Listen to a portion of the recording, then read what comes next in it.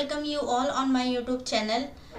So students, I hope you all are well and good. हमने start किया था most important rules की series, जहाँ पे हम क्या देख रहे थे, सारे ही एग्ज़ाम को पॉइंट ऑफ व्यू में रखते हुए हमने उनके प्रोस्पेक्टिव से जो भी इंपॉर्टेंट रूल एग्जाम में फ्रिक्वेंटली पूछे जा रहे थे या कॉन्सेप्ट पूछे जा रहे थे ग्रामर से रिलेटेड, हमने क्या है इस सीरीज़ में उन सभी रूल्स का कंपाइलेशन रखा हुआ है, जिसे हम क्या है पढ़ रहे हैं रूल नंबर वाइज। ठीक है, तो यहाँ शुरू करेंगे अपनी क्लास को। शुरू करने से पहले आप किसी भी एग्ज़ाम की तैयारी कर रहे हो, वेदर वो यूपीएससी ईओ एओ का एग्ज़ाम हो, एसएससी का हो, सीजीएल हो, बैंकिंग हो, सीपीओ हो, एनडीए हो, सीडीएस हो, आप किसी भी एग्ज़ाम की प्रिपरेशन कर रहे हो, हर एग्ज़ाम को ध्यान में रखते हुए जो फ्रिक्वेंटली आस्क्ड रूल्स थे या कॉन्सेप्ट थे, हमने उन्हीं को क्या है यहाँ पे कंपाइल किया है। तो ये वीडियो, ये सेशन आपके लिए बहुत ज़्यादा इंपॉर्टेंट रहेगा, बहुत ज़्यादा ही हेल्पफुल रहेगा। तो शुरू करते हैं क्लास को। शुरू करेंगे हम रूल नंबर 16 से। रूल नंबर इससे पहले तक जो रूल नंबर 15 तक है उसे क्या है हम इससे पहले वाले लेक्चर्स में कंप्लीट कर चुके हैं। अगर आपने नहीं किया तो प्लीज़ आप जाके उसे पहले ज़रूर देखें। शुरू करते हैं फिर हम रूल नंबर 16 को। यहाँ पे हम देखेंगे रूल नंबर 16 किससे रिलेटेड है। तो जैसे आपको यहाँ पे एक वर्ड दिख रहा होगा, कंपाउंड नाउन। यहाँ पे जो हम रूल पढ़ने वाले हैं वो किससे रिलेटेड है, कंपाउंड नाउन से। यहाँ पे अब पहले इससे पहले समझेंगे कि कंपाउंड नाउन होता क्या है। तो जैसे कि डेफिनेशन में आपको गिवन है, पर एक बार डेफिनेशन पढ़ते हैं फिर बाकी बेसिक भी हम अच्छे से समझेंगे। तो compound noun is a type of a noun which is made up of 2 और more words. In order to make compound noun plural we have to add SES, IES to the root word. क्या कहा जा रहा है यहाँ पे, कहने का मतलब ये है कि ये इस टाइप का नाउन होता है जो 2 या 2 से ज़्यादा वर्ड से क्या है मिलकर बना होता है। ठीक है, कंपाउंड नाउन।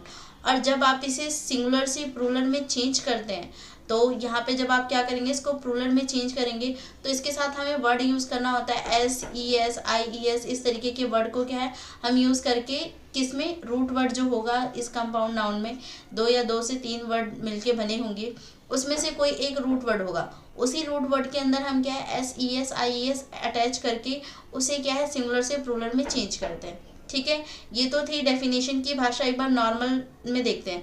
जैसे कंपाउंड नाउन होता है क्या, जैसे आपने फॉर एग्जांपल बहुत बार देखा है, बहुत बार सुना है, जब आपने नाउन पढ़ा होगा उसमें हमने देखा है एक हमें गिवन होता है जैसे सिस्टर इन लॉ, या फिर इसी में मैं अगर कहूँ यहीं पे हमें गिवन है फादर इन लॉ।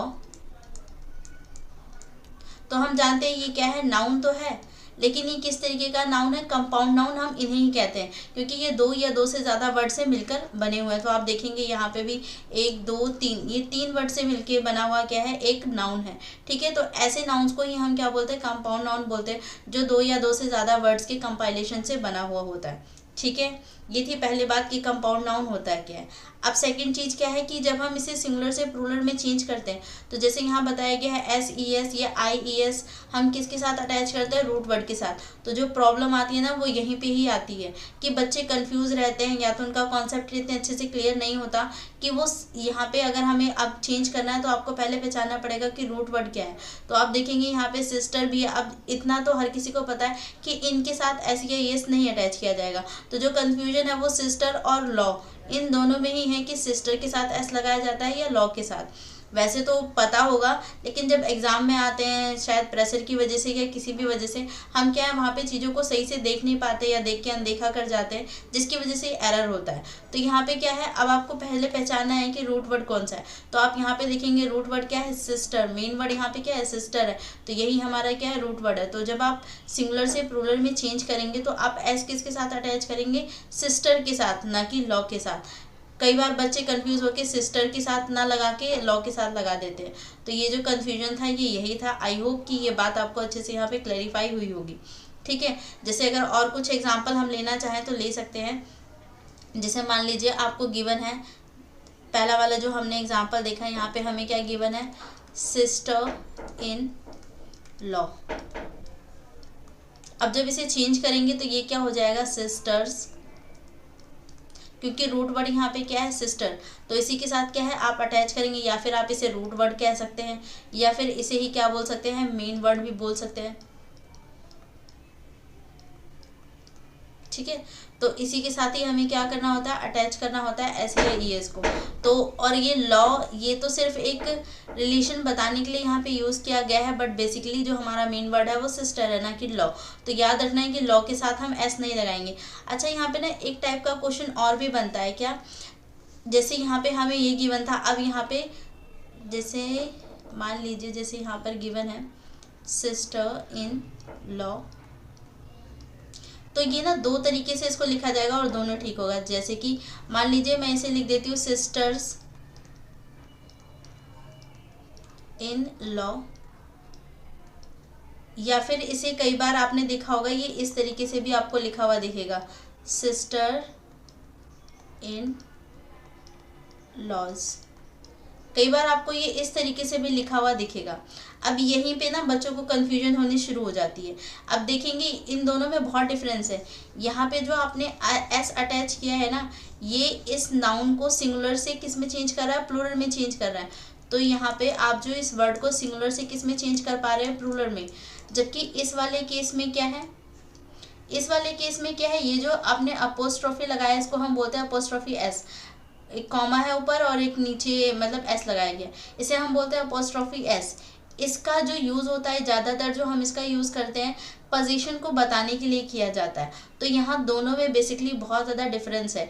ये वाला एस हमें हेल्प करता है सिंगुलर से प्लूरल में चीज़ों को कन्वर्ट करने में, जबकि ये वाला एस क्या है, पोजीशन बताने के लिए यूज़ किया जाता है। हालांकि हम दोनों ही रूल्स को, दोनों ही कॉन्सेप्ट को अच्छे से क्लैरिफाई करेंगे, पर सबसे पहले हम इसी पे बात करेंगे कि सिंगुलर से अगर हमें प्लूरल में चीज़ों को चेंज करना है तो हमें किस तरीके से एस लगाया जाता है। कई बार आप देखेंगे यहाँ लग रहा है, कई बार अभी आगे और भी हमें कंपाउंड नाउन मिलेंगे जहाँ पे आप देखेंगे चीज़ें चेंज आपको नजर आएंगी, कुछ उसमें डिफरेंस होगा।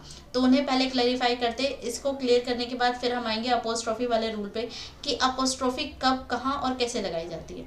ठीक है, तो आई होप कि ये चीज़ें आपको क्लियर हुई होंगी। तो मूव करते हैं, कुछ एग्जांपल के थ्रू हम देखेंगे कि सिंगुलर से जब प्लूरल पे चेंज किया जाता है तो कहाँ पे चेंज किया जाता है, एस कहाँ लगाया जाता है। कुछ एग्जाम्पल के थ्रू इस बात को देखते हैं। अब जैसे ये कुछ एग्जाम्पल आपको गिवन है यहाँ पे। सबसे पहले आप देखेंगे यहाँ पे आपको गिवन है ब्रदर इन लॉ। तो अब जब आप इसे चेंज करेंगे तो ये क्या हो जाएगा, ब्रदर्स इन लॉ, क्योंकि रूट वर्ड यहाँ पे क्या है, ब्रदर, तो यहाँ पे हो गया ब्रदर्स। ठीक है, ऐसे ही आप देखेंगे कमांडर इन चीफ है तो ये क्या हो जाएगा, commanders in chief. Root word यहाँ पे भी क्या है, कमांडर, तो उसके साथ हमने क्या लगा दिया, एस। यहाँ पर भी एस हमने इसके साथ लगाया। ठीक है, नेक्स्ट आप देखेंगे यहाँ पे गिवन है बेडरूम।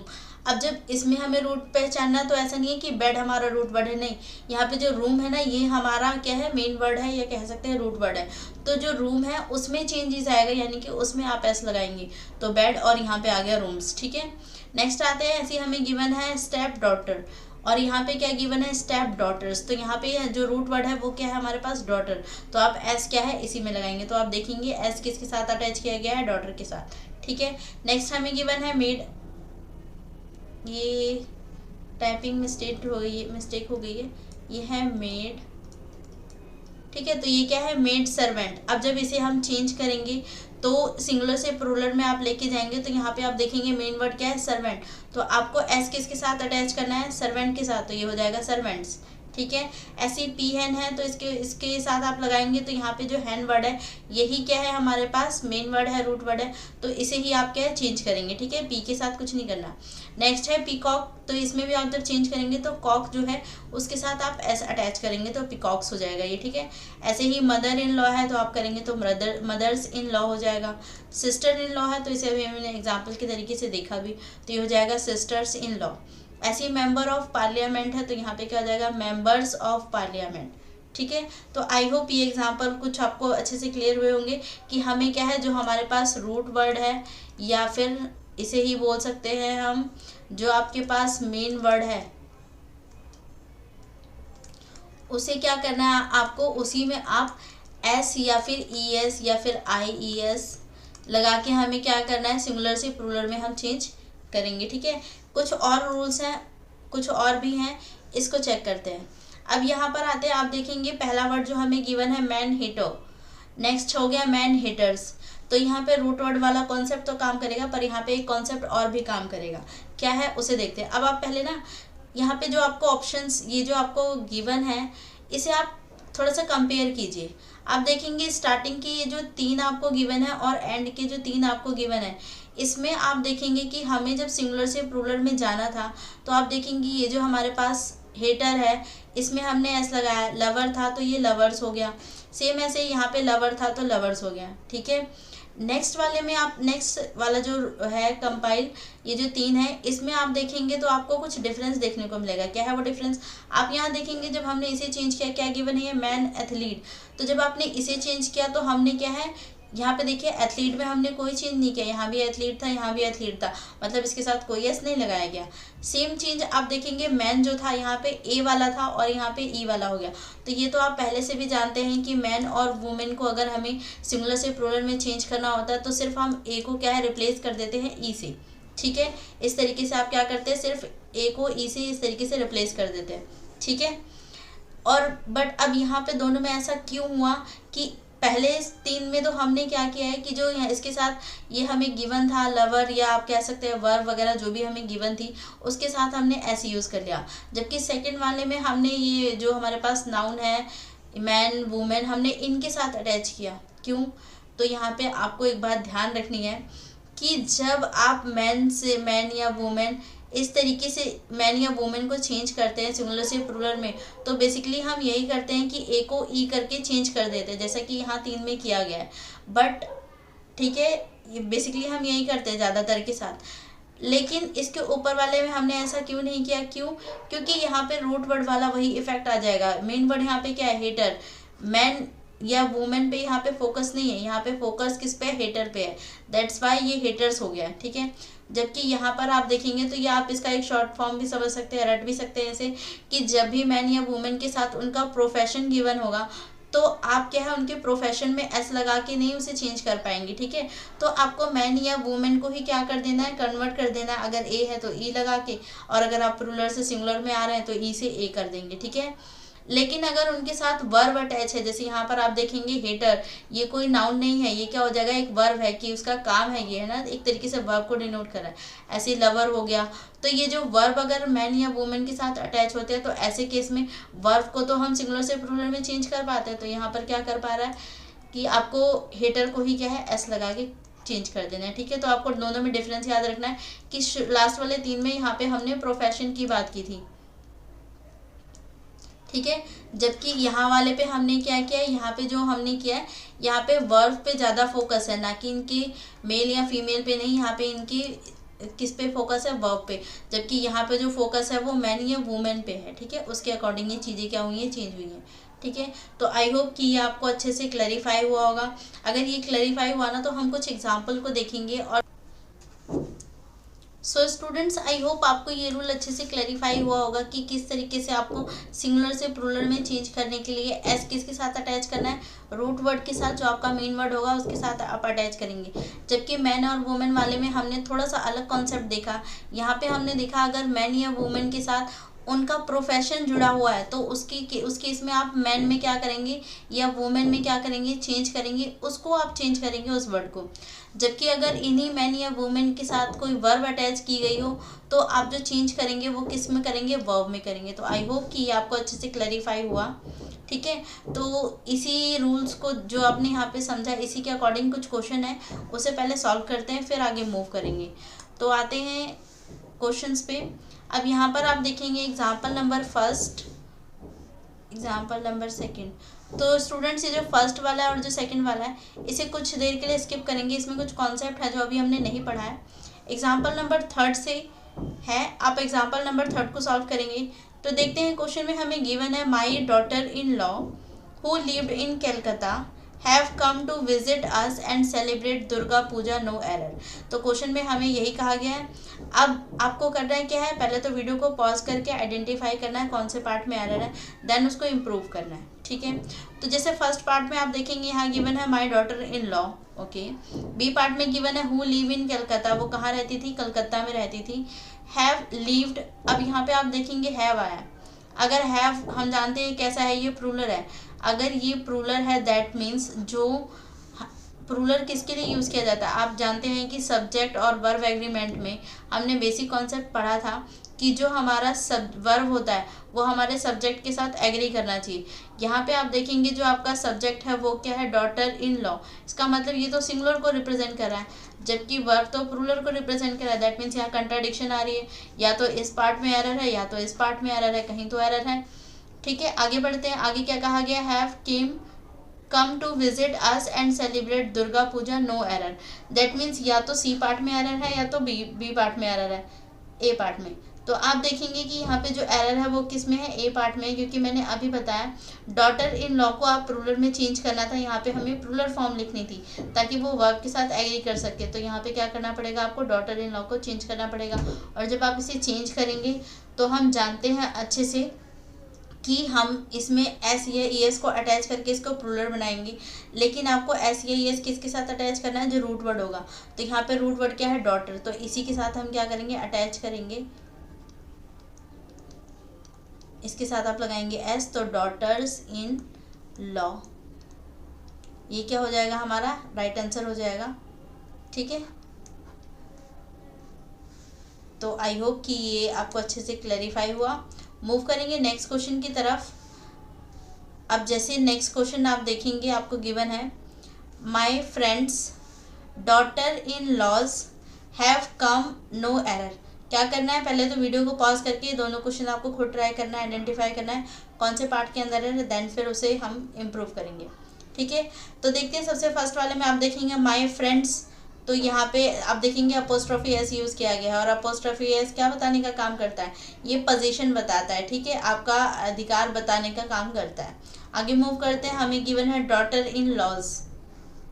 ओके, अब आप देखेंगे अभी हमने पढ़ा कि जब आप सिंगुलर से प्लूरल में बनाते हैं, कन्वर्ट करते हैं, तो जो चेंज आता है वो चेंज किस में आता है, जो रूट वर्ड होता है उसमें। जबकि यहाँ पे क्या कर दिया गया है, गड़बड़ कर दिया गया, यहाँ पे लॉ के साथ एस लगा दिया गया है।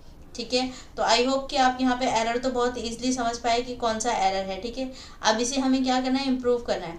तो इम्प्रूव करने के लिए करना क्या होगा, हमें पता है कि हमें आइडेंटिफाई करना था पहले तो हमारे बी पार्ट के अंदर एरर है। एरर क्या है कि ये जो डॉटर इन लॉ है इसमें एरर है, यहाँ पे जो एस है वो यहाँ पे ना आके यहाँ पर आएगा। ठीक है, तो इसका राइट आंसर क्या हो जाएगा, डॉटर्स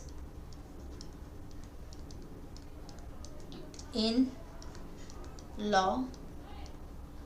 ठीक है, तो ये हमारा क्या हो जाएगा, राइट आंसर हो जाएगा। आई होप कि आपको ये क्वेश्चन भी अच्छे से क्लैरिफाई हुआ होगा।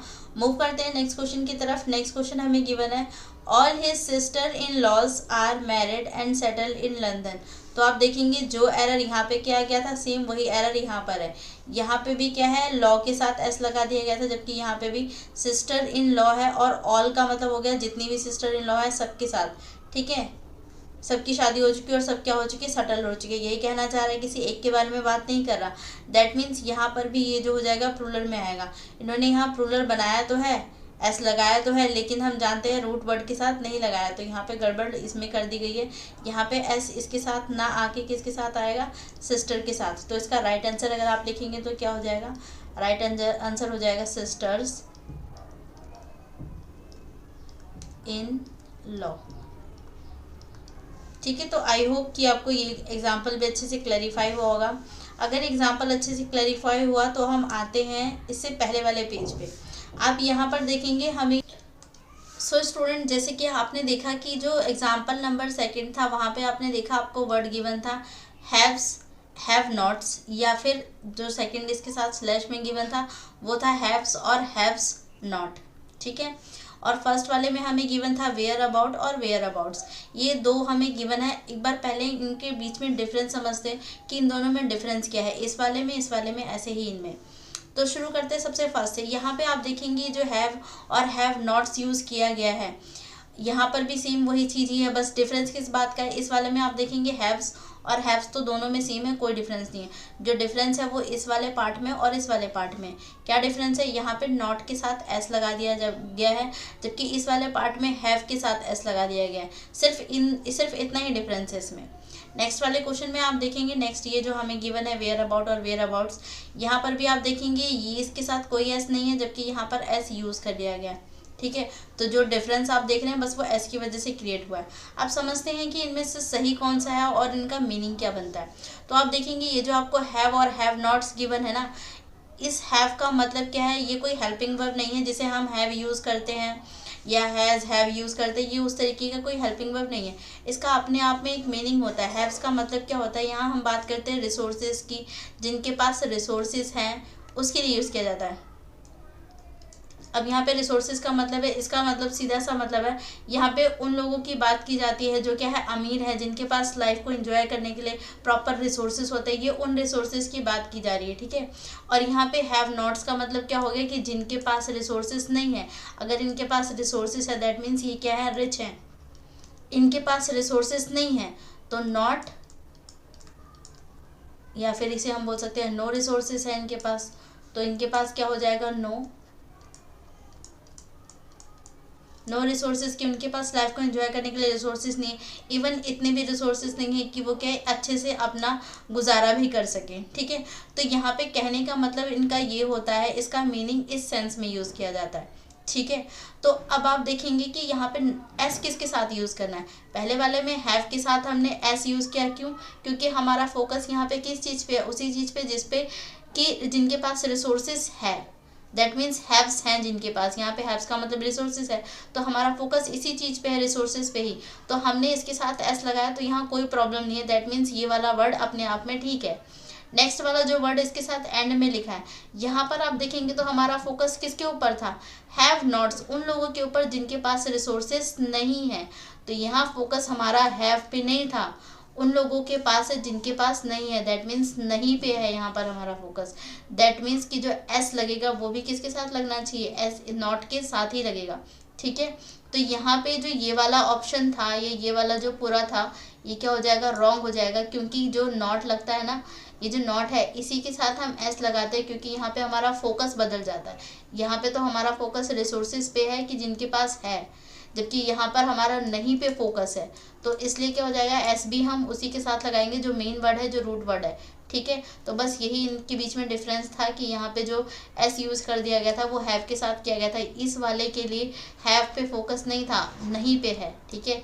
जिनके पास रिसोर्सेज नहीं है हम उसके बारे में बात करते हैं, ठीक है। तो आई होप ये आपको समझ में आया होगा कि एक में हमने बोला कि जिनके पास रिसोर्सेज है जो रिच है, एक में हमने बोला जिनके पास रिसोर्सेज नहीं है जो रिच नहीं है, ठीक है। तो यहाँ फोकस नहीं पे था इसलिए एस यहाँ पे लगाया गया, यहाँ फोकस रिसोर्सेज पर ही था तो यहाँ पर एस रिसोर्सेज के साथ लगाया गया, ठीक है। तो आई होप कि आपको अच्छे से क्लैरिफाई हुआ होगा कि राइट जो वर्ड है इसको लिखने का ये यही फॉर्म है, इसी तरीके से इसको लिखा जाता है, हैव्स और हैव नॉट्स, ठीक है। ये इस तरीके से नहीं लिखा जाता हैव्स नॉट, ये नहीं है सही तरीका, ठीक है। तो ये गलत ही है, तो ये वाला ऑप्शन नहीं होगा, ये वाला ऑप्शन हो जाएगा। आई होप कि आपको ये बात समझ में आई अच्छे से, क्लियर से।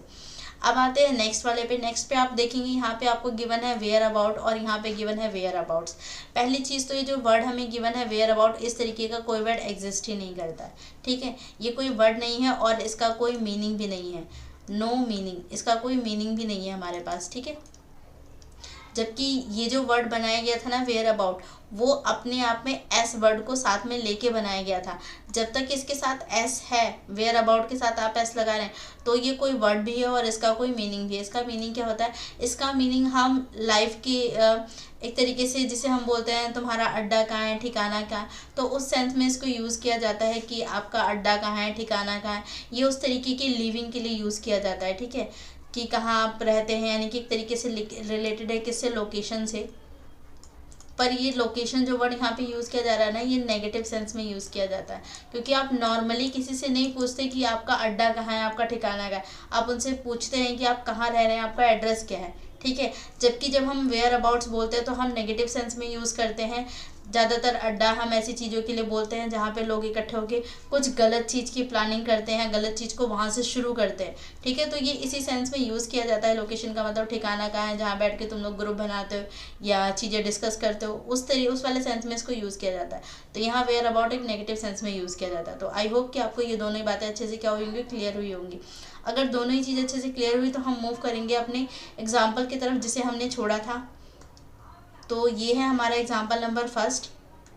आप देखेंगे यहाँ पर हमें गिवन है he refuses to divulge any information regarding her whereabout और वेयर अबाउट्स। तो मैंने बता दिया कि वेयर अबाउट कोई वर्ड ही नहीं होता, दैट मीन्स ये तो होना नहीं चाहिए, इसका आंसर ये हो जाएगा। पर अभी सेंटेंस का मीनिंग भी समझ लगते हैं, आप इसके एसेंस से भी चीज़ों को समझ पाएंगे।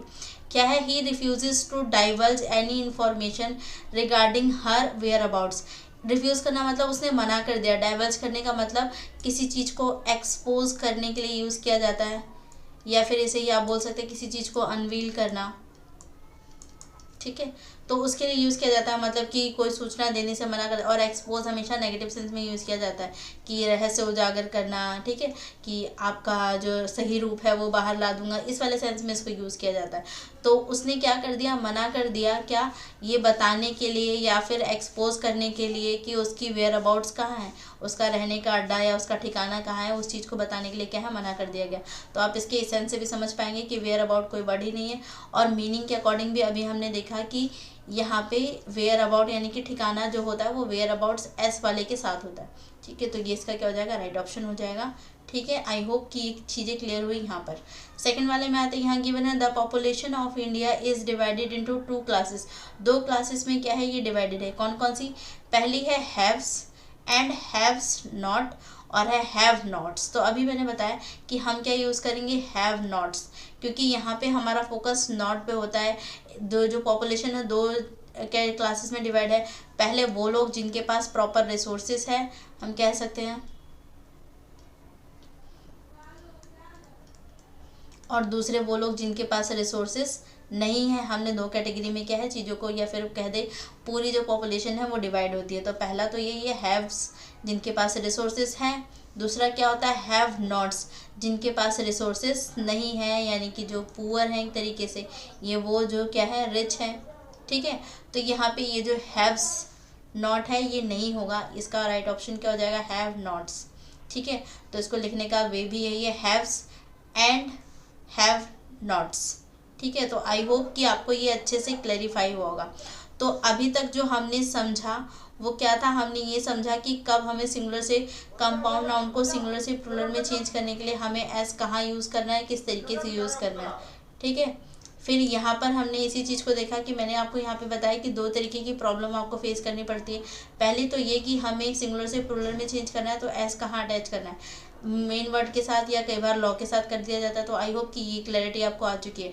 दूसरा पार्ट जो था, हमने बात करी थी अपोस्ट्रॉफी एस के बारे में।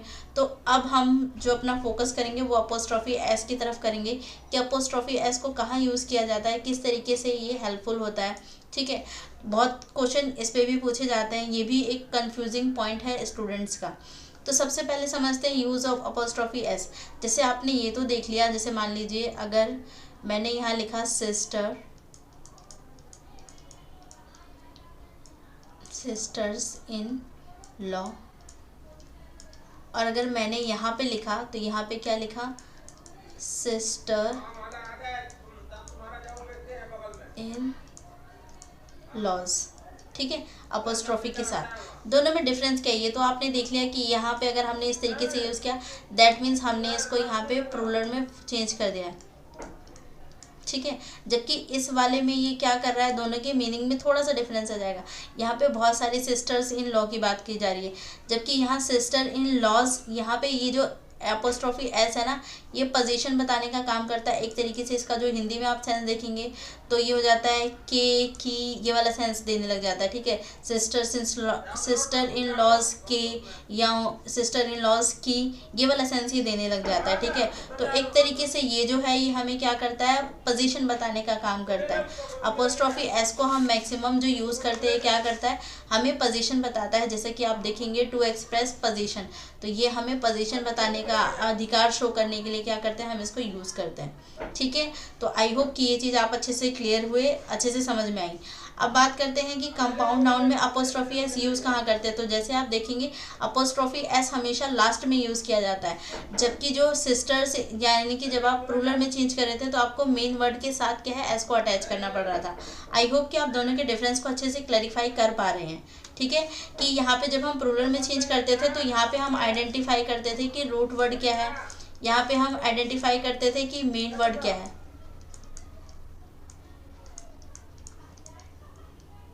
ठीक है। जबकि यहाँ पे आप क्या कर रहे हैं, यहाँ पे सिर्फ आप पोजीशन बताने का काम कर रहे हैं, और पोजीशन बताने के लिए हम अपोस्ट्रोफी एस को यूज़ करते हैं, और ये अपोस्ट्रोफी एस हमेशा लास्ट में यूज़ की जाती है। ठीक है, तो अब जैसे यहाँ पर अभी हमने पढ़ा था कमांडर इन चीफ,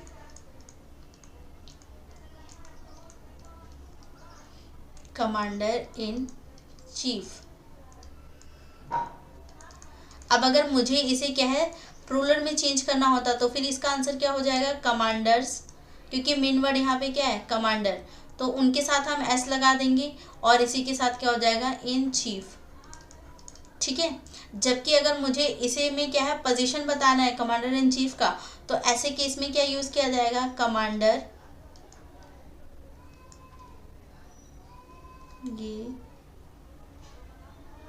ये है commander in chiefs, apostrophe S लग जाएगा। ठीक है, तो ये अपोस्ट्रोफी एस क्या कर रहा है, पोजीशन को बताने की कोशिश कर रहा है, जबकि ये अपोस्ट्रोफी, ये जो एस हमने यहाँ यूज़ किया है, ये क्या कर रहा है, ये हमें प्लूरल बताने की कोशिश कर रहा है। ठीक है, तो आई होप कि आप इसका यूज़ समझे, दोनों में किस तरीके से यूज़ किया जाता है ये भी आपको क्लैरिफाई हुआ। तो ये तो हमने पहले ही चीज़ पढ़ी, कंपाउंड नाउन के केस में आपको किस तरीके से अपोस्ट्रोफी एस को यूज़ करना है। अभी अपोस्ट्रोफी एस वाला कॉन्सेप्ट खत्म नहीं हुआ है, ये आप देखेंगे हर जगह पे अलग अलग तरीके से यूज़ किया जाता है। बेसिकली हम मानते हैं, जो बच्चों ने अब तक पढ़ा है या ज़्यादातर जो यूज़ करते हैं वो देखते हैं कि जो अपोस्ट्रोफी एस है ना, वो ज़्यादातर यूज़ किया जा रहा है लिविंग चीज़ के लिए भी। ठीक है, उन्हें लगता है कि जो लिविंग बींग्स हैं उनके साथ ही हम अपोस्ट्रोफी एस को क्या है यूज़ करते हैं।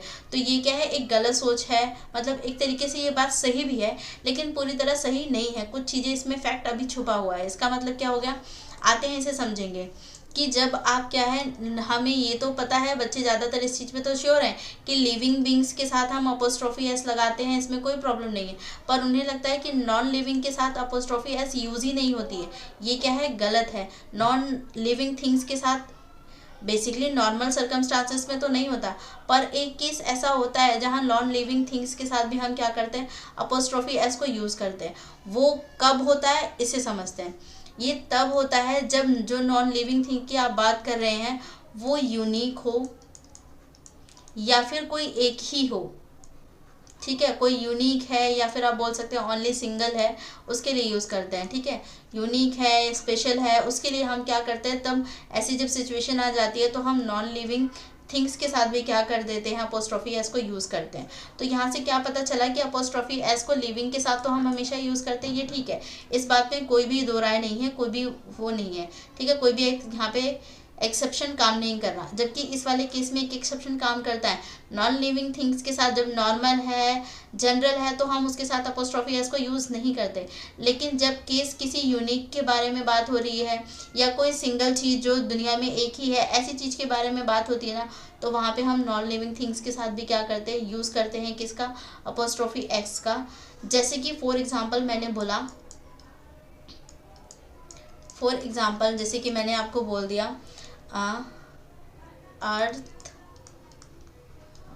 Earth's beauty.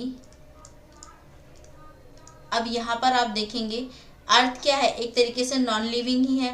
ठीक है, और इसकी ब्यूटी, अब यहाँ पे आप देखेंगे अर्थ की खूबसूरती, ये यूनिक चीज़ है, ये सिर्फ एक ही है, आप और कहीं जाके नहीं ढूंढ सकते उसे, या और कहीं जाके नहीं मिलेगी। आप अर्थ को छोड़ के कहीं और किसी और उस पर चले जाए ग्रह पे, तो वहाँ पर आपको ये चीज़ देखने को नहीं मिलेगी, अर्थ की ब्यूटी। दैट मीन्स ये क्या है, यूनिक है, एक है, सिंगल है, तो उसके साथ हम क्या करते हैं, एस यूज़ करते हैं, और ये सही है, इसमें कोई भी प्रॉब्लम नहीं है। ठीक है, आई होप ये समझ में आया होगा। ऐसे ही अगर हम मान लीजिए इसकी जगह पे हम कोई दूसरा एग्जांपल भी ले सकते हैं, जैसे हम बात करते हैं शेक्सपियर्स की, तो उनको ही यूज़ करते हैं। जैसे मैंने बोला the Shakespeare's dramas are very interesting. मान लीजिए मैंने आपको कहा the Shakespeare's dramas are very interesting, तो आप देखेंगे कि यहाँ पे जो उनके ड्रामाज की मैं बात कर रही हूँ, ये क्या है, ये भी तो एक नेगेटिव चीज़ है, जो ड्रामा है वो क्या है, नेगेटिव ही है, लेकिन यहाँ पर क्या है, ये यूनिक भी है, हम ये भी जानते हैं। ठीक है, तो उस केस में आपने देखा इसके साथ अपोस्ट्रोफी एस यूज़ कर लिया जाएगा, कोई प्रॉब्लम नहीं होगा। ठीक है, तो आई होप कि ये भी आपको अच्छे से क्लैरिफाई हुआ होगा कि वो क्या है, बहुत इंटरेस्टिंग है, यहाँ पे बात की गई थी। ठीक है, तो आई होप ये चीज़ आपको अच्छे से समझ में आई होगी कि वैसे तो हम लिविंग बीइंग के साथ ही यूज़ करते हैं अपोस्ट्रोफी एस को, पर एक केस ऐसा होता है जहाँ हम नॉन लिविंग थिंग्स के साथ भी क्या करते हैं, अपोस्ट्रोफी को एस को यूज़ करते हैं। वो कौन सा होता है, जब नॉन लिविंग थिंग यूनिक हो, सिंगल हो। ठीक है, उस केस में हम क्या करेंगे, नॉन लिविंग थिंग्स के साथ भी अपोस्ट्रोफी एस को यूज़ करेंगे। ठीक है, तो आई होप ये क्लियर हुआ। नेक्स्ट एक और चीज़ हम देखेंगे, हिसिंग साउंड। इसके साथ भी क्या किया जाता है, अपोस्ट्रोफी एस का एक कंट्राडिक्शन होता है। क्या चीज़ है, जैसे हम जानते हैं नॉर्मल सेंटेंसेस में हमें पोजीशन दिखाना होता है तो हम अपोस्ट्रोफी एस को यूज़ कर लेते हैं, जबकि ऐसे वर्ड जिनमें हिसिंग साउंड आता है, हिसिंग का साउंड का मतलब जिसमें पीछे एस वाला साउंड आता है, ऐसे वाले साउंड के साथ हम क्या है, अपोस्ट्रोफी एस यूज़ नहीं करते। जैसे मान लीजिए मैंने यहाँ लिखा हुआ है बॉयज़। ठीक है, अब मैंने इसको बोला कि मुझे ये बॉयज़ क्या बहुत सारे के लिए बता रहा है, अब देखेंगे बॉयज़ यहाँ पे हिसिंग वाला साउंड आ रहा है। ठीक है, अब इसी में मुझे क्या है, अपोस्ट्रोफी भी लगाना है, दैट मीन्स मुझे इसके साथ एक यहाँ पर पोजीशन भी शो करना है। तो आप यहाँ पर दोबारा से अपोस्ट्रोफी एस लगा के ऐसे करके नहीं कर सकते। तो ऐसे केस में हम क्या करते हैं, जो हिसिंग साउंड होते हैं उनके साथ जब आप इसे ठीक करेंगे तो इसे कैसे लिखेंगे, इसे लिखने का तरीका हो जाता है बॉयज़, इनके साथ एस पहले से, तो आपको अलग से एस अटैच नहीं करना, बस आप क्या कर देंगे, जो एस है उसके बाद सिर्फ डैश लगा के छोड़ देंगे। ये भी एक तरीका होता है अपोस्ट्रोफी एस को दिखाने का, लेकिन ये सिर्फ यूज़ किया जाता है हिसिंग साउंड वाले के साथ बस। ठीक है, आपको समझ में आई ये बात कि यहाँ पे हमने बात की है जब हिसिंग साउंड वाले क्वेश्चन होते हैं या ऐसी चीज़ें आपको मिलती हैं, तो इस केस में आपको क्या करना है कि आपको दोबारा से अपोस्ट्रोफी लगा के एस नहीं लगाना, आपको सिर्फ वो जो एस पहले से लगा था प्लूरल बनाने के लिए उसे, उसके बाद ही आपको अपनी अपोस्ट्रोफी लगा देनी है, सिर्फ अपोस्ट्रोफी एस नहीं यूज़ करना दोबारा। ठीक है, आई होप ये भी आपको क्या होगा, अच्छे से क्लियर हुआ होगा। कुछ और भी जगह हैं जहाँ पर हम क्या है, अपोस्ट्रोफी एस को यूज़ करते हैं, उसे भी देख लेते हैं। जैसे मान लेते हैं, जैसे कि हम बात करते हैं पर्सोनिफिकेशन की।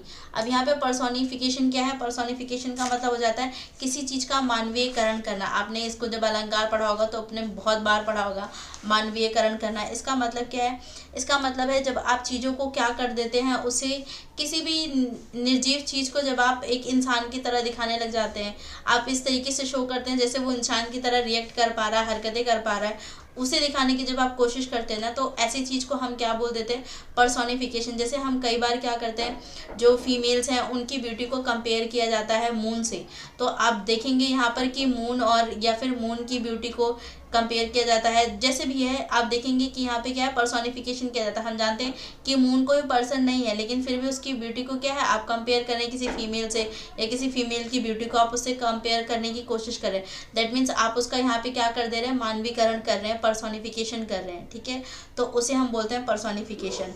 अब जैसे मान लीजिए फॉर एग्जाम्पल मैंने बोला यहाँ पर तो ऐसे केस में क्या किया जाता है, उस केस में जब आप किसी भी निर्जीव चीज़ को पर्सोनिफाई कर रहे हैं या पर्सोनिफिकेशन उसका कर रहे हैं, तो उस केस में भी आपको क्या करना है, अधिकार दिखाने के लिए हम उसके साथ अपोस्ट्रोफी एस को यूज़ करते हैं। जैसे मैंने यहाँ पर अगर बोला मून्स ब्यूटी, ठीक है, तो यहाँ पर आप देखेंगे मून्स ब्यूटी, तो यहाँ पे इसकी खूबसूरती की बात की जा रही है, जबकि हम जानते हैं कोई पर्सन नहीं है, फिर भी आप क्या है, एक मानवीकरण कर रहे हैं इस एग्जाम्पल के थ्रू उसमें। या फिर और भी एग्जाम्पल हम ले सकते हैं, जैसे कि मान लीजिए हमने बोला सन्स फ्यूरी, ठीक है, तो उसका जो सन्स फ्यूरी हो गई, या फिर इसी में एक और आप ले सकते हैं नेचर्स लव। अब आप देखेंगे ये जो है ब्यूटी, फ्यूरी, लव्स, ये वो चीज़ है जो किसी पर्सन के साथ यूज़ की जाती है, पर्सोनिफिकेशन। तो यहाँ पे आपने ये वर्ड इनके साथ यूज़ करके क्या है, एक तरीके से पर्सोनिफिकेशन क्रिएट करने की कोशिश की है इन निर्जीव चीज़ों का। ठीक है, तो इसके लिए भी आप क्या क्लिफाई होगा कि जब आप क्या करते हैं, किसी भी निर्जीव चीज़ का पर्सोनिफिकेशन कर देते हैं, उसको उसके मानवीयकरण में उसको कन्वर्ट करने की कोशिश करते हैं, या उसके गुण को मानव की तरह दिखाने की कोशिश करते हैं, तो उस केस में हम क्या कर सकते हैं, उसके साथ हम अपोस्ट्रोफी एस को यूज़ करते हैं। इसके अलावा अपोस्ट्रोफी एस के और भी बहुत सारे यूजेस होते हैं, उन्हें भी देखते हैं। जैसे मान लीजिए आप कहीं पर किसी भी चीज़ का टाइम शो करना चाह रहे हैं, या इसी में मैं बोल सकती हूँ कि आप किसी चीज़ का वेट बताना चाह रहे हैं, या डिस्टेंस बताना चाह रहे हैं, या फिर इसी को बोल सकते हैं मेजरमेंट बताना चाह रहे हैं, तो इन सब केसेस में भी हम क्या यूज़ करते हैं, इन सब चीज़ों को शो करने के लिए भी हम क्या अपोस्ट्रोफी एस को यूज़ करते हैं। ठीक है, जैसे कि जैसे मान लीजिए एग्जांपल भी मैं आपको बता देती हूँ इसका। जैसे मैंने बोला 1 किलोमीटर डिस्टेंस है अभी, या यहाँ पे आप डिस्टेंस को शो करने के लिए क्या है इस तरीके से अपोस्ट्रोफी यूज़ करते हैं। इसी तरीके से मान लीजिए यहाँ पे और भी यूज़ किया जा सकता है। मैंने बोला 1 डेज लीव, तो यहाँ पे आप क्या करना चाह रहे हैं, यहाँ पे हम टाइम को बताने के लिए यहाँ पर भी यूज़ कर सकते हैं, वेट को बताने के लिए आप इसे यूज़ कर सकते हैं। इसके अलावा डिस्टेंस बताने के लिए भी यूज़ किया जाता है। आप किसी चीज़ का मेजरमेंट बता रहे हैं ना, तो उसके लिए भी क्या है आप अपोस्ट्रोफी एस को यूज़ कर सकते हैं। आई होप ये भी आपको क्लियर हुआ होगा। इसके अलावा कुछ और भी केसेस हैं जहाँ पर हम यूज़ करते हैं, स्पेशली जब बात करते हैं हम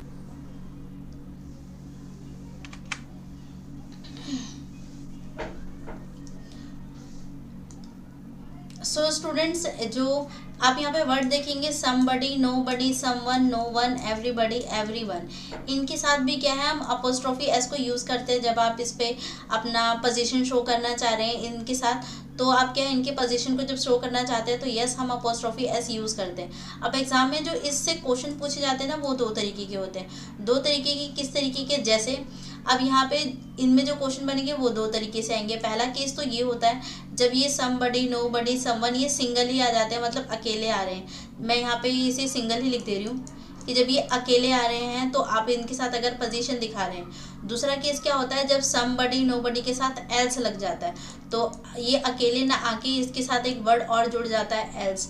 2 तरीके से इस पे एरर क्वेश्चन में पूछे जाते हैं या बनते हैं। अब इसमें क्या कहने का मतलब है, पहले वाले केस में मैंने कहा somebody, nobody, someone, no one, ये क्या है अकेला आ जाता है। जब अकेला आ रहा है तो बहुत सिंपल हो गया कि हमें यहाँ पे क्या है पोजीशन दिखाना है, तो हम चुपचाप अपोस्ट्रोफी एस लगा देंगे और ये क्या हो जाएगा राइट हो जाएगा। जबकि दूसरे वाले केस में जब एल्स आ जाता है ना, तो यहाँ पे आपके ऊपर बाइंडेशन आ जाती है। क्या कि आपके साथ मान लीजिए मैंने इसी के साथ ही आपको एग्जाम्पल में दे दिया नोबडी एल्स। अब मैंने बोला कि मुझे इसके साथ पोजीशन शो करना है, तो जब आप पोजीशन शो करेंगे ना, तो आप अपोस्ट्रोफी एस नोबडी के साथ नहीं लगा के एल्स के साथ लगाएंगे। इसका मतलब इसे लिखने का तरीका क्या हो जाएगा, ये हो जाएगा नोबडी एल्स, और इसके साथ क्या लगा देंगे आप अपोस्ट्रोफी लगा देंगे। ठीक है, जब एल्स आ जाता है इन वर्ड के साथ, दैट मीन्स तब आप अपोस्ट्रोफी एस के साथ लगाएंगे, ना कि इन वर्ड के साथ। समझे, बस इतना कहने का मतलब था। अब जैसे आपको ये 3 एग्जाम्पल गिवन है, आप इसे देख के खुद बताइए कि कौन सा स्टेटमेंट इसमें से सही है और कौन सा सही नहीं है। ये चीज़ आप यहाँ से भी क्या है अच्छे से क्लैरिफाई कर पाएंगे।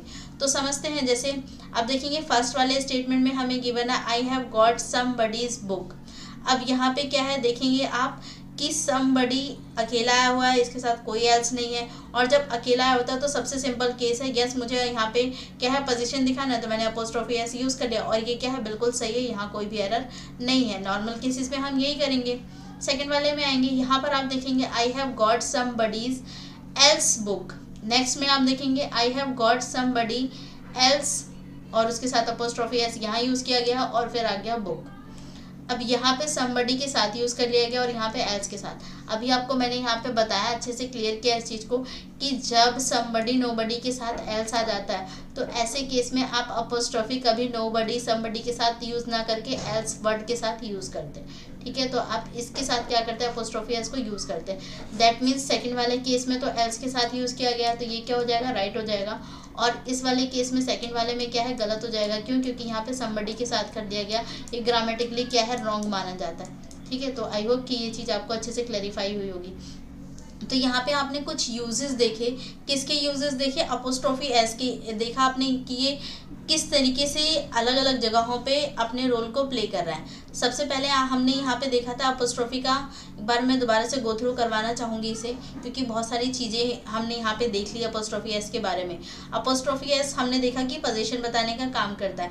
सबसे पहले इसको कंपाउंड नाउन में किस तरीके से हम दिखाते हैं ये मैंने बता दिया कि जब आप कंपाउंड नाउन में क्या करना चाहते हैं, पोजीशन को शो करना चाहते हैं, तो जो लास्ट वाला वर्ड होता है ना उसके साथ आप अपोस्ट्रोफी एस को लगाकर क्या कर सकते हैं, पोजीशन को शो कर सकते हैं, जैसे कि हमने यहाँ पर किया है। ठीक है, यही चीज़ अगर आप अलग अलग चीज़ों के साथ यूज़ करेंगे तो किस तरीके से यूज़ करना है उसे हमने देखा। कई जगह पे हमें बचपन से ही पढ़ रहे होते हैं कि हमने देखा है कि लिविंग बींग के साथ तो हम आसानी से अपोस्ट्रोफी एस लगा देते हैं, तो बच्चों को ये गलतफहमी हो जाती है कि नॉन लिविंग थिंग्स के साथ क्या है, कभी अपोस्ट्रोफी एस नहीं लगता। ये बात आधी सच है कि नॉर्मल सिचुएशन में, नॉर्मल केसेस में हम नॉन लिविंग थिंग्स के साथ अपोस्ट्रोफी एस यूज़ नहीं करते, बट जब बात किसी यूनिक चीज़ की हो रही होती है, किसी सिंगल जो दुनिया में एक ही है उसके बारे में बात हो रही होती है, ऐसी निर्जीव चीज़, तो उसके साथ हम अपोस्ट्रोफी एस को लगाते हैं। ठीक है, जैसे कि हमने यहाँ बात करी थी अर्थ्स ब्यूटी की, ऐसी हमने शेक्सपियर्स के ड्रामा की बात की थी जो क्या है बहुत ज़्यादा इंटरेस्टिंग है। तो यहाँ पे भी ये क्या है, शेक्सपियर्स का जो ड्रामा है वो क्या है, एक देखें तो नॉन लिविंग ही है लेकिन स्पेशल है, यूनिक है, दैट्स वाई हमने इसके साथ क्या है अपोस्ट्रोफी एस यूज़ किया है। ठीक है, सेकेंड चीज़ हमने देखी थी हिसिंग साउंड के केस में। हिसिंग साउंड जिन वर्ड में आता था अगर आपको उसको चेंज करना है तो ऐसे केस में हमने कहा था पहले से उसमें एक एस है जिसकी वजह से वो हिसिंग साउंड क्या है क्रिएट हो रहा है, तो आप दोबारा से अपोस्ट्रोफी लगा के एस नहीं लगा सकते, वहाँ पे सिर्फ आप क्या है कॉमा लगा के क्या है छोड़ देते हैं, जो एस है आपको पहले से उसमें दिख रहा है उसके ऊपर आप क्या है सिर्फ कॉमा लगा के छोड़ देते हैं, इस तरीके से लिख के छोड़ देंगे। ठीक है, जैसे मान लीजिए कि यहीं पे जैसे मैंने बॉय वाला दिया था, आप यहाँ पे और भी कुछ ले सकते हैं। मान लीजिए मैंने पहले से ही गर्ल्स लिखा हुआ है, अब इसमें आपको अपोस्ट्रोफी एस लगाना है या आपको पोजीशन दिखाना है तो आप क्या है सिंपल बस यहाँ पे एक कॉमा लगा देंगे, बस ये हो गया, ये अपोस्ट्रोफी एस में ही कंसीडर किया जाएगा कि आपने यहाँ पे पोजीशन को दिखा दिया गया है। सिंपल तरीका होता है हिसिंग साउंड के अंदर। ठीक है, तो आई होप कि ये चीज़ क्लियर हुई होगी। ये हमने 3 रूल यहाँ पे अब तक समझ लिए। अपोस्ट्रोफी एस का एक कंपाउंड नाउन में किस तरीके से यूज़ किया जाता है, लिविंग और नॉन लिविंग थिंग्स होंगी तो उनके साथ कैसा रिएक्शन होगा। हिसिंग साउंड के केस में आपने देख लिया कि सिर्फ कॉमा लगा देने से काम चल जाता है, हमें और इसमें दोबारा से एस लगाने की ज़रूरत नहीं पड़ती। नेक्स्ट बात करते हैं पर्सोनिफिकेशन की। यहाँ पर हमने देखा जब आप किसी भी निर्जीव चीज़ को या किसी नॉन लिविंग थिंग्स को किस में दिखाने की कोशिश करें, उसके एक्शन को एक इंसान के एक्शन के थ्रू दिखाने की कोशिश करें या बताने की कोशिश कर रहे हैं, यानी कि मानवीकरण करने की कोशिश कर रहे हैं, तो ऐसे केस में भी हम क्या यूज़ करते हैं, हम अपोस्ट्रोफी एस को यूज़ करते हैं। जैसे कि हमने यहाँ मून्स ब्यूटी की बात करी, सन्स फ्यूरी की बात की, नेचर्स लव की बात की। ठीक है, तो इस तरीके से हम देखा। इसके अलावा अगर आप कहीं टाइम बताना चाह रहे हैं, वेट बताना चाह रहे हैं, डिस्टेंस बताना चाह रहे हैं या मेजरमेंट, इनके साथ भी हम क्या करते हैं अपोस्ट्रोफी एस को यूज़ करते हैं। ठीक है, एक लास्ट और सबसे मोस्ट इम्पॉर्टेंट जो हमने यहाँ पे पढ़ा इसका यूज़ वो क्या था, समबडी हो गया, नोबडी हो गया, समवन हो गया, नो वन हो गया, एवरीबडी हो गया या एवरी वन हो गया। इनके साथ अगर ये अकेले आते हैं तो कोई प्रॉब्लम नहीं है, हमें अगर इनमें पोजीशन दिखाना है तो हम बस अपोस्ट्रोफी एस को यूज़ करते हैं और पोजीशन दिखा देते हैं। जबकि अगर हम इन्हीं वर्ड के साथ अगर एल्स वर्ड आ जाता है तब आपको पोजीशन दिखाना है तो आप इन वर्ड के साथ अपोस्ट्रोफी एस नहीं यूज़ कर पाते, तो आपके ऊपर एक कंपल्शन आ जाता है कि आपको एल्स के साथ ही क्या करना पड़ता है, अपोस्ट्रोफी एस को यूज़ करना पड़ता है। ठीक है, जैसे कि आपने ये थर्ड वाले एग्जांपल में देखा कि यहाँ पे समबडी एल्स आया था, तो एल्स के साथ हमने क्या किया, अपोस्ट्रोफी एस को यूज़ किया है, जबकि ना कि समबडी के साथ। जैसे कि आप यहाँ पे अब देख पाएंगे, अच्छे से रब कर दिया मैंने, तो आप देखेंगे कि यहाँ पे एल्स के साथ क्या हमने अपोस्ट्रोफी एस को यूज़ किया। ठीक है, तो ये इसको लिखने का एक सही तरीका होता है, और फर्स्ट वाला भी तरीका क्या है, सही था जब अकेला है। सेकंड वाले केस क्या हो जाएगा, ये रॉन्ग है, ऐसे नहीं लिख सकते, और अगर आप ऐसे लिख रहे हैं तो ग्रामेटिकली क्या है, गलत माना जाएगा। ठीक है, आई होप ये चीज़ें आपको अच्छे से क्लियर हुई। तो ये हमारा 15th रूल था जो काफ़ी लेंदी हो गया। हमने यहाँ पर 2 बातें समझी कि कंपाउंड नाउन को कैसे हम सिंगुलर से प्लूरल में चेंज कर सकते थे, फिर इसके बाद हमने अपोस्ट्रोफी एस के बहुत सारे यूजेस देखे। ठीक है, तो आई होप कि आपको ये चीज़ें अच्छे से यहाँ पर क्या हुई होंगी, क्लैरिफाई हुई होंगी। अगर यहाँ तक चीज़ें अच्छे से क्लैरिफाई हुई, आई नो कि ये चीज़ें बहुत लेंदी चली गई, बट मुझे इतना भी अश्योर है कि आपको ये चीज़ बहुत अच्छे से कॉन्सेप्ट समझ में आया होगा। आपको अलग अलग वीडियो में जाके या अलग अलग चैनल को ढूंढ के आपको ये चीज़ नहीं समझनी पड़ेगी, आपको एक जगह पे ही चीज़ें क्या है कंपाइल्ड फॉर्म में मिल गई हैं। तो अगर यहाँ तक कोई डाउट नहीं है, कोई प्रॉब्लम नहीं है, तो हम मूव करेंगे। मूव करने से पहले कुछ एक आधा कॉन्सेप्ट और है जो हम समझना चाहेंगे, जैसे कि ये वाले केस। जब हम क्या है, ये भी बहुत इंपॉर्टेंट है, एग्जाम में इससे भी क्वेश्चन पूछा जाता है, ये भी अपोस्ट्रोफी एस वाला ही केस है। ठीक है, जो थोड़ा मिस हो रहा था बट याद आ गया तो मैं आपको बता देती हूँ। ये भी इसमें क्या है, इफ़ 2 और more noun joined by implying common position.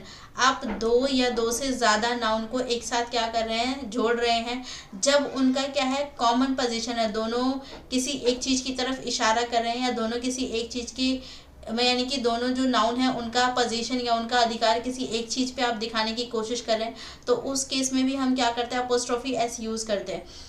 But कई बार प्रॉब्लम क्या आती है, हम दोनों के साथ यूज़ करते हैं, कई बार हम सिंगल के साथ यूज़ करते हैं, इनमें कुछ डिफरेंस होता है, उसको देखते हैं। जैसे आप देखेंगे पहला वाला जो केस है, यहाँ पे बोला गया है राम एंड श्याम्स हाउस, तो यहाँ पर आप देखेंगे अपोस्ट्रोफी सिर्फ एक के साथ यूज़ की गई है। जबकि सेकंड वाले एग्जांपल में आप देखेंगे जो राम है उसके साथ भी अपोस्ट्रोफी एस यूज़ किया गया है, जो श्याम है उसके साथ भी अपोस्ट्रोफी एस यूज़ किया गया है। यहाँ पे एक बार एंड आएगा, उसके साथ भी यूज़ कर दिया गया, ठीक है। थर्ड वाले में आप देखेंगे यहाँ पे राम है और श्याम है, इसके साथ अपोस्ट्रोफी एस यूज़ किया गया है और आगे इसके वाइफ के बारे में बात हो रही है। फिर आगे क्या कहा गया है, राहुल है, इसके साथ अपोस्ट्रोफी एस यूज़ किया गया है, अमन के साथ भी किया गया और अकाउंट।